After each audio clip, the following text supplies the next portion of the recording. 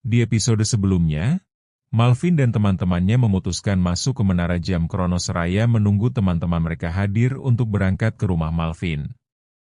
Tanpa diduga, saat Malvin mencari Sabrina, Anya dan Billy justru terjebak di dalam cermin. Nora dan Laya yang menyusul Malvin ke dalam menara juga mengalami nasib yang sama seperti Anya dan Billy. Sementara di luar menara, Groom, Bubu dan Misty bingung memutuskan apakah akan masuk ke dalam atau tetap menunggu di luar menara. Kita lihat di dalam saja yuk, pintunya terbuka soalnya, Bubu berkata. Akhirnya Groom, Bubu, dan Misty memutuskan untuk masuk ke dalam. Udara berdebu bercampur aroma kayu tua menyambut ketika mereka masuk. Tangga spiral melingkar ke atas yang seperti tak berujung, membuat mereka terkesima. Ternyata begini ya di dalamnya. Misty memberikan komentar sementara Groom memperhatikan sekeliling. Ini seperti labirin. Atau kita pindah saja ke sini dari Spooky House, sahutan Bubu membuatnya dan Misty tertawa geli. Groom masih diam. Ia merasa ada sesuatu yang tidak biasa di dalam menara itu. Aku masih ingin melihat di sini, kalian duluan saja, ujar Groom saat Bubu dan Misty mengajak untuk berkeliling. Mereka pun sepakat, Bubu dan Misty akan berkeliling, sementara Groom akan menunggu, siapa tahu Malvin atau yang lain akan muncul. Bubu dan Misty pun pamit meninggalkan Groom yang masih memperhatikan sekelilingnya. Setelah berkeliling, Bubu dan Misty menemukan sebuah pintu ruangan yang terbuka. Mereka pun berjalan mendekati dan mendorong pintu tersebut. Tidak ada sesuatu yang menarik perhatian mereka di ruangan tersebut, sampai perhatian mereka tertuju pada sebuah cermin. Mereka melayang mendekati cermin.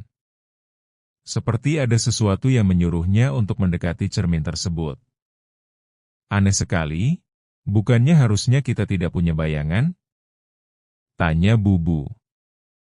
Belum sempat Misty menjawab, tiba-tiba saja Bubu seperti ditarik dari dalam cermin. Misty langsung terlihat panik. Ia pun langsung berteriak meminta tolong. Teriakan Misty yang cukup keras terdengar oleh Groom.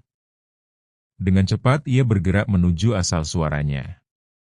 Tangga yang berputar, dan juga banyak ruangan, membuatnya kesulitan menemukan keberadaan Misty. Hingga akhirnya ia menemukan sebuah pintu ruangan yang terbuka. Sayup-sayup ia mendengar suara Misty meminta tolong. Buru-buru Groom masuk. Tidak ada Bubu ataupun Misty. Hanya sebuah cermin besar di sana. Betapa terkejutnya Groom saat tiba di depan cermin. Ia melihat Misty yang terjebak di dalam cermin, dan perlahan mulai memudar. Tidak ada yang bisa ia lakukan. Groom menjauhi cermin tersebut. Dengan lemas ia terduduk di samping cermin tersebut. Ia masih mencoba memahami apa yang sebenarnya sedang terjadi. Saat sedang berpikir, tiba-tiba terdengar suara kucing mengeong. Ia kenal suara itu. Di hadapannya ada Malvin dan Sabrina.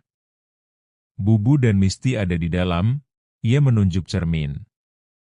Dengan wajah sedih, Malvin mengangguk, yang lain juga ada di situ, ujarnya.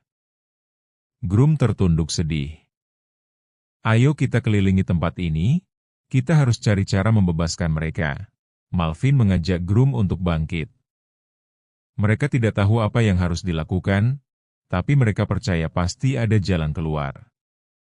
Kali ini mereka membiarkan Sabrina untuk memimpin. Sepertinya Sabrina memiliki kemampuan yang lebih dari mereka. Satu persatu ruangan mereka coba buka, hingga akhirnya ada satu pintu ruangan yang tidak terkunci. Mereka pun membukanya. Udara berdebu menyeruak saat pintu terbuka. Banyaknya jaring laba-laba menandakan ruangan itu nyaris tidak pernah tersentuh. Mereka memperhatikan sekeliling sebelum masuk untuk mencari petunjuk. Tidak ada sesuatu yang terlihat mencolok di ruangan tersebut. Hanya ada setumpukan kursi atau sofa, yang diselimuti kain yang debunya cukup tebal. Sabrina mengeong. Ia menunjuk sebuah buku di atas meja, yang sampulnya terselimuti oleh debu. Malvin sudah akan mengambilnya, namun Sabrina mengeong dan menggelengkan kepala. Sepertinya itu sebuah larangan baginya. Ia pun melangkah mundur. Saat Malvin melangkah mundur, Sabrina mulai melangkah maju. Malvin dan Groom memperhatikan apa yang akan dilakukan kucing hitam tersebut. Sabrina meletakkan telapak tangan kanannya di atas buku tersebut. Ia mengeong sebanyak 3 kali, sebelum mengangkat tangannya kembali. Setelahnya, ia pun melangkah mundur dan berdiri bersisian Malvin dan Groom. Buku tersebut tiba-tiba terangkat dan mengeluarkan cahaya. Ketiganya langsung terlihat takjub, melihat buku tersebut semakin bercahaya.